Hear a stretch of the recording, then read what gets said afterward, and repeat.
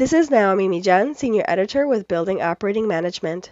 Through my conversations with the 2013 FM Excellence winners, it's clear that effective communication is important in making initiatives successful, whether they be sustainability efforts or leveraging new tools to improve facility performance.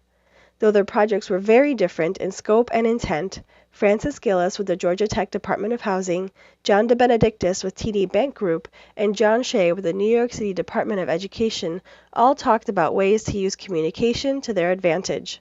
Here's what they had to say.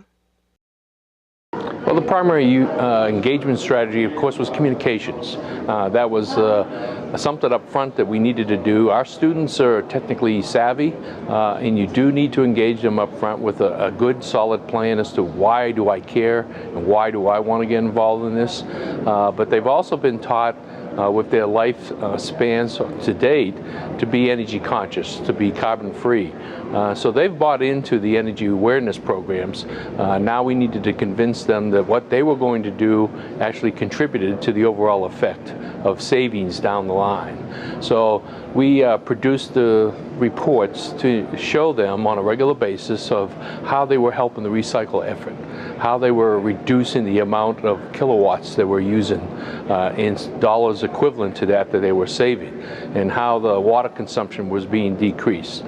Some of the effects that we actually asked them to participate in were not always to their liking. For instance, in shower reductions, when you put in a shower reducing device, therefore you don't get as much output for the water, and it takes some adjustment to that. But once they get used to it and once they understand what we're doing, then they buy into the program. So if you didn't communicate why we did something, that's where you failed. So we certainly have an internal blog. We have an internet site devoted for employee feedback. We get all kinds of comments. Anything we do, we sort of publicize internally. We get the employees to also volunteer. So for example, we planted last year alone 40,000 trees through our employees alone throughout North America, actually throughout the world. So the employees are telling us, look, we want to get more involved, we want to contribute to the ideas. We've given them tools and opportunity to share what they do, share tips, ideas, and there's a blog and an intranet site that they can use for that. We've taken that and we've also sort of reinforced and provide scoring. So we said, here's how we're progressing against our carbon emissions. Here's how we're progressing against our paper reduction. Here's how we're progressing against our energy goals. Here's what we did at Net Zero, this project, and how we're taking some of those learnings and applying it elsewhere. So yes, it was one individual project, but there's so many things that we're doing, and because we have a forum and a vehicle to cascade that, it just further reinforces our employees saying, I love this company because they're doing what I'm asking them to do. So that's how we keep the motivation going.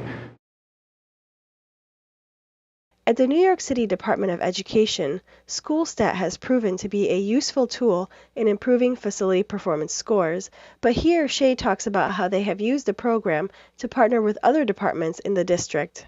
Now it's over 18 cycles that we've completed, and we've started to say that maybe the custodians are getting used to this and our inspectors are getting used to this, and is it really still a useful tool? Is it new? Is it still doing what we want it to do? And so what we've done is, number one, we've engaged other people throughout the Department of Education, not just on the facility side, to see if we can use the tool to help them out. So let's say our school safety people, in the aftermath of the tragedy in Sandy Hook, one of the things that we've been pressured is to find out different ways to provide school security. Some of our buildings have panic buttons in the principal's office that tie directly to the police department. If there's an emergency, you push the button and there's a police response.